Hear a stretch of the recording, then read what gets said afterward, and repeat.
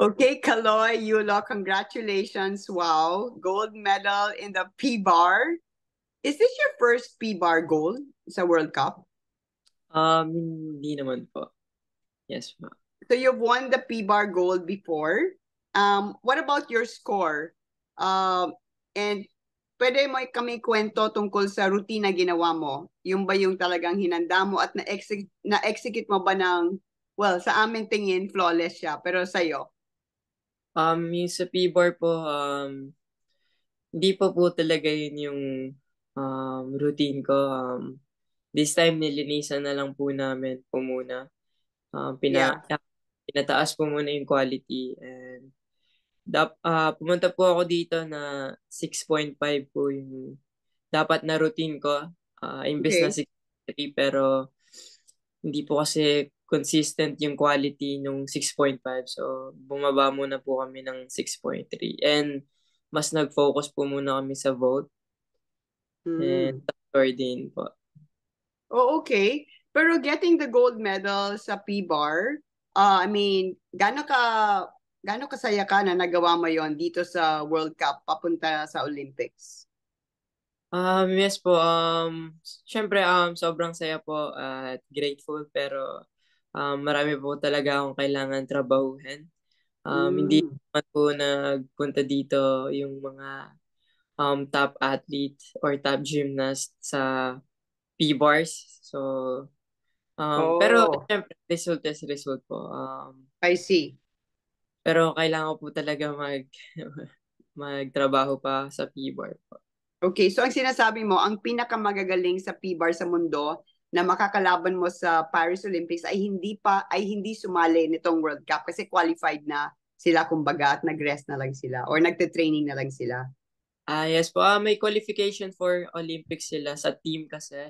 Well, qualified po sila, pero kailangan po nila kasi mag-qualify sa team kasi may pilian pa po sa kanila. So, Mm. lahat po ng malalakas ngayon, nandun sila sa kanilang country po kasi doon po may ano po sila, pilian po eh. Yeah, you're right, right. Pero, so, ang sinasabi mo, yung ginawa mong level of difficulty dito was 6.3, but you really are hoping to be able to execute yung 6.5 routine mo, tama? Yes po. Okay, so, ano yung mga, alam ko medyo mahirap namin maintindihan, pero ano po yung mga elements na uh, ipapasok mo sa P-bar para maging 6.5? Mayroon pa din po, pinag-iisipan pa din po namin kung gagawin pa po namin yung skill na po yun, tawag po doon, Sasaki. Sasaki. Yes po. And iniisip ko din po na magpasok po ng isa pong skill. Pangalan po Richard, yung pangalan ng skill. Okay. So, yung difficulty level po nun is E-value. E-value? Yes po. Both skills. Yeah. So, mas mapapataas po yung D-score ko. Pero pag-uwi po, tignan po namin kung ano yung mag-work po and ano yung mas magandang quality kapag niroutine ko na po. Okay. Now, pag-usapan naman natin yung vault mo. I mean, the commentator was like really impressed with your vault. You got a silver.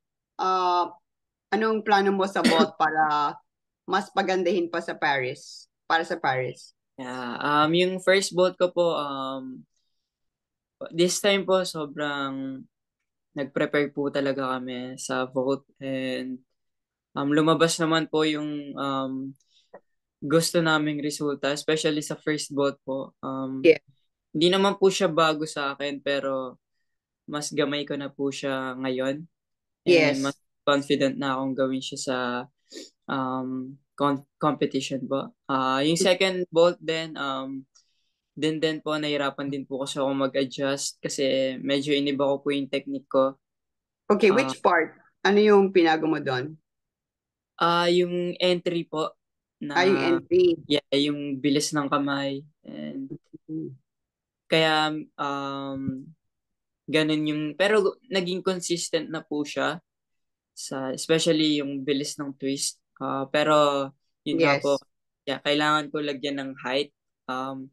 Medyo na-sacrifice this time yung height nung second vault ko, pero yung twist kasi yung hinahabol ko this time, and ayun po yung parang nakita kong kailangan kong ayusin after ng competition na to po.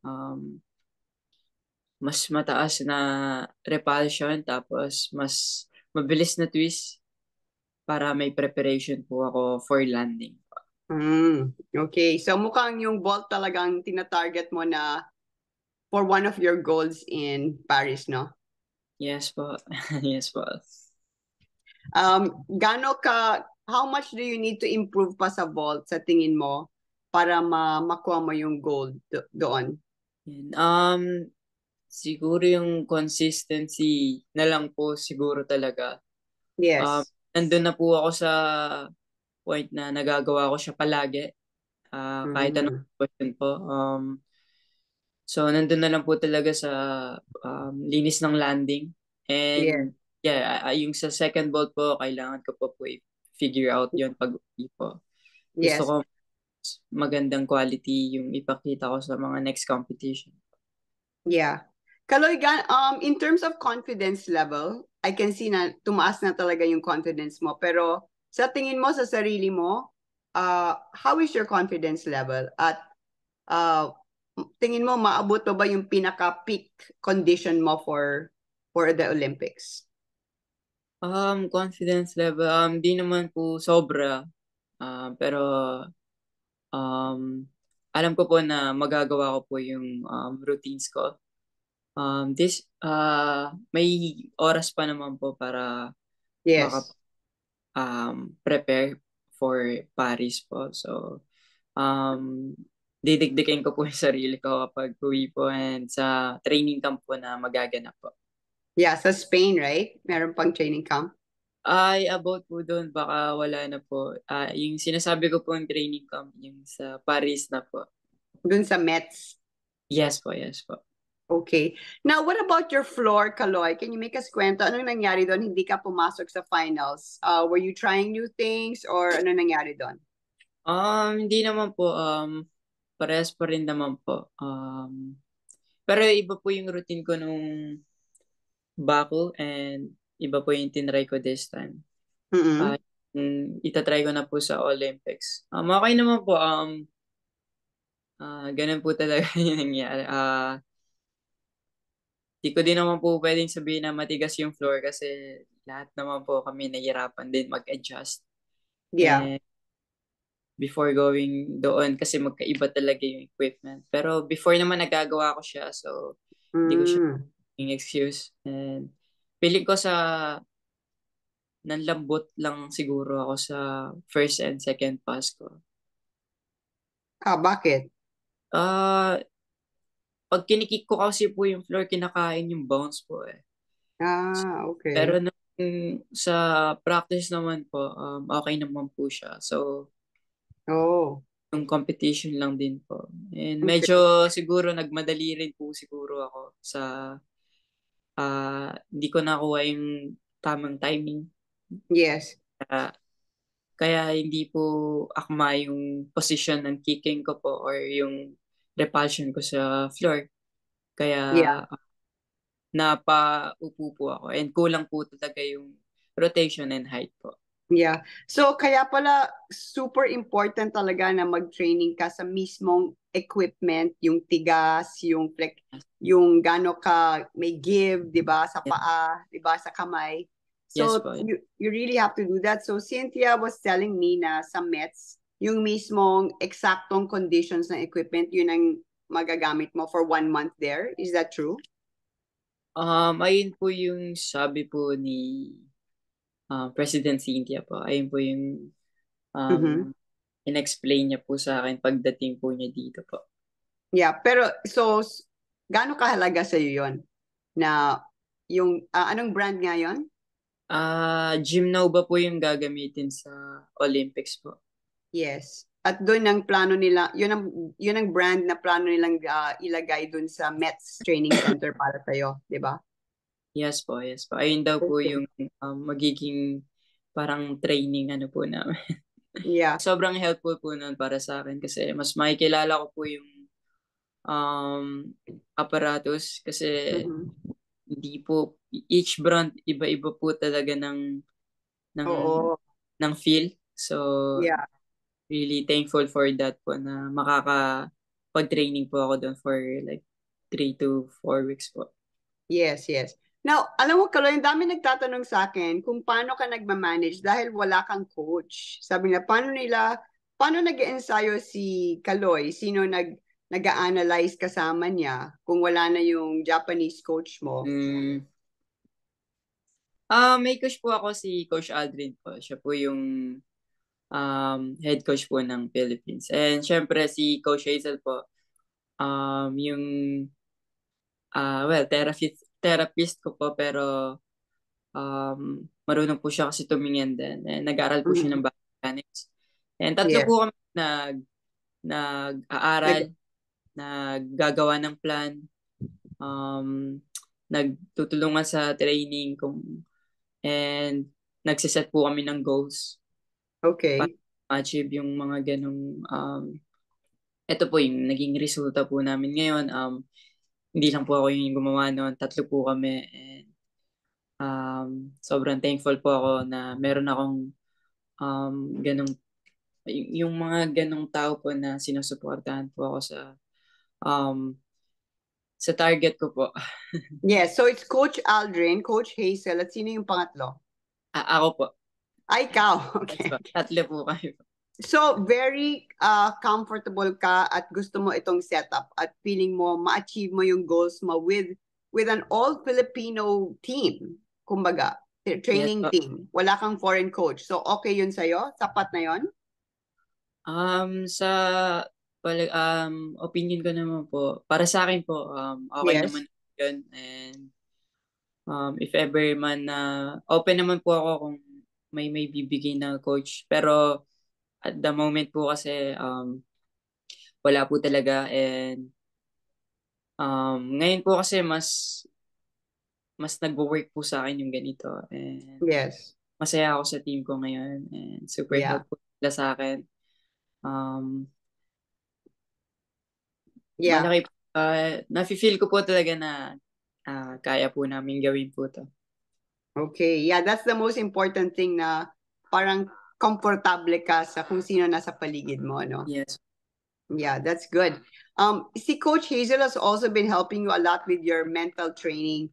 Would you say, Kaloy, na mas mature ka na, mas focused ka na, at mas determined ka na sa pagpasok mo sa bawat competition? Yes po, unang sali po namin sa Baku po, medyo malambot pa po yung mental ko po noon. Pero siguro kasi nagtatry ako makita yung mga weaknesses ko and yung mga butas ko sa routine. Kaya Mm-mm. ganun yung naging mindset ko. Pero after Baku po, sa Baku after po noon, nag-train po talaga kami ng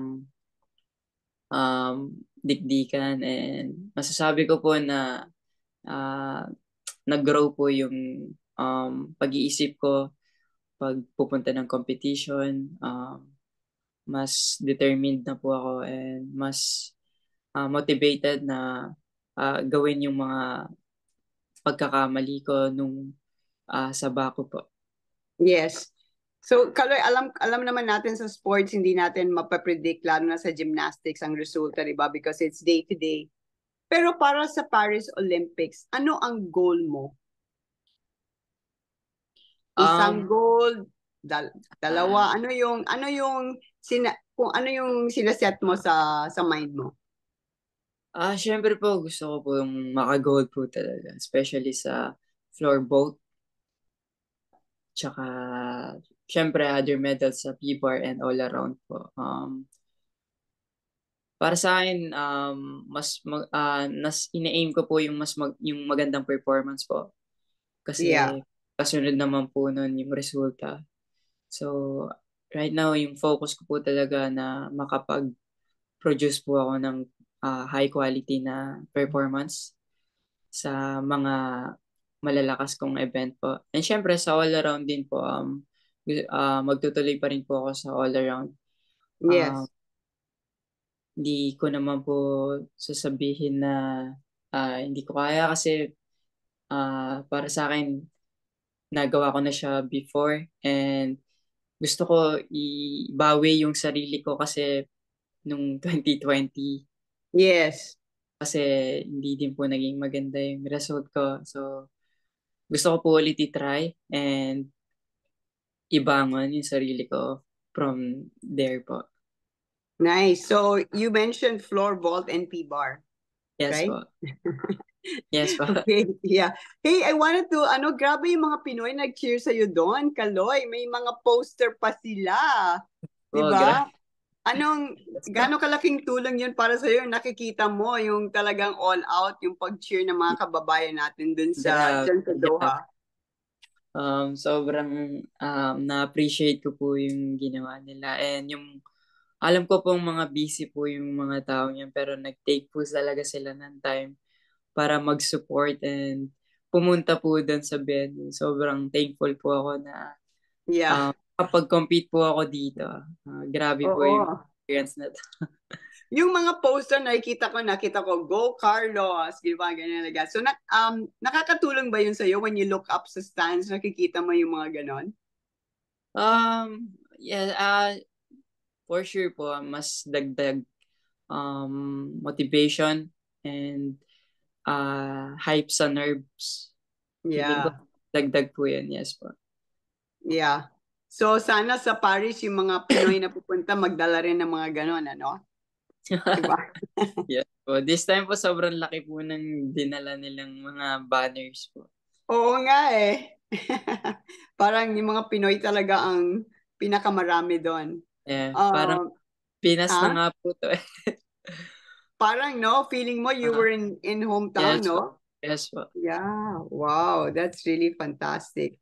And Kaloy, what about yung ano mo, uh yung schedule mo now after this you're gonna come back home and then you're gonna compete in the Asian Championships and then baka sa Paris na, sa Mets na. Yes po. Ganun na nga po yung Meron ka pang gustong mapasalamatan para sa mga tumutulong sa iyo right now? Of course, marami po. Unang-una po, gusto ko po magpasalamat kay Lord. Grabe po yung binigay niyang blessing sa akin and alam kong hindi niya ako pinabayaan sa journey ko na to. Protected niya po ako. Nagpapasalamat po ako kay Ma'am Cynthia po sa pagdala po sa akin sa mga competition and sa pagkuha po ng mga sponsors para sa akin. Sa pagsuporta po sa lahat ng um, ginagawa ko po sa buhay. At syempre, sa team ko po, kay Coach Hazel, kay Coach Aldrin, at syempre, sa partner ko po, grabe po yung support na nakukuha ko sa kanya mentally. Si Ah, Chloe? yes po, siya po yung naging motivation ko this time. And Mhm. grabe yung um, bigay nun sa akin. And syempre po, sa family niya din po na walang sang sumusuporta sa akin. Sa, sa tatay ko po, grabe po yung suporta niya sa akin. Sa mga tao din po na like, sumusuporta at nagdarasal para sa akin, maraming maraming salamat po sa inyong lahat. God bless you all po. Yeah. Kaloy, pinakahuli na, when you're about to compete, I can see you always na parang you're closing your eyes, you take a deep breath, Yeah. and then before you go, right? Ano ba yun? Kaba ba yun? Or meron kang sinasabi sa sarili mo? Or ano ba yung nangyayari at those moments, right before you perform? Um, parang di po parang, mas ninanamnam po yung, yung, yung ano po, yung nandun ka sa present moment na yon and Mhm. tinitake lang po talaga yung time, isa-isa, pati paghinga, like, hindi ko na po siya minamadali.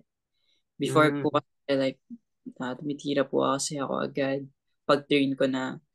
So this time it's more like i-feel ko yung sarili ko bago ako Yeah. tumira, and knowing na poprotektahan ako ni Lord and gagabayan niya ako, and dun ko na po like yung deep breath ko po, tapos parang eto na, like ibibigay ko na lahat. Ganun po. Yeah, that's so nice. Uh, okay, well, congratulations again, Kaloy. I'm so happy for you. How old are you now? 21? 24 po. 24. Okay, so parang I think you are feeling na you can really be at your peak, no? Yeah. Itong darating na Olympics, right? This is your time, right? Yes po. It's our And time. then it it's our time. It's your time. It's my time. Philippines time po. And nasabi mo sa akin dati that even if you win the gold in 2024, that you will still try to compete in 2028 in, Yes po. Yes po. yeah? Yes po. Di naman po natatapos agad yun sa this year sa Olympics. Meron pa po Mm, talagang mas ahead doon. And palaging meron po talaga. yeah. Kasi I noticed when in the Tokyo Olympics, a lot of the gymnasts were like 28, di ba? Yeah. 29, yung super mature na, pero ang gagaling pa rin, super strong. So it's just a matter siguro of taking care of yourself and really staying focused kasi sobrang hirap ng disiplina talaga ng gymnastics, no? Yes po. Yes po. That's right. That's very true po. Okay, well, how are you going to celebrate naman there? Did you eat something like, I don't know, a Oh, pizza or what? Huh? last night po, nag-invite po yung mga Filipinos po kasi na yung Filipino community po nag nag-gather po, and parang meron po silang program para sa amin. Kaso hindi po nakapunta si Emma. So ako si Levi tsaka si Coach Clip lang po yung nakapunta. And parang may mga interviews po, and pinakain po nila kami dito, and sobrang um, heartwarming po para sa akin po yung ganun. Nice. Can you show me the gold and the silver medal? Eto po, yung, ah, There. yes po. Wow. That is, Pretty pang much the ilang, same po. yung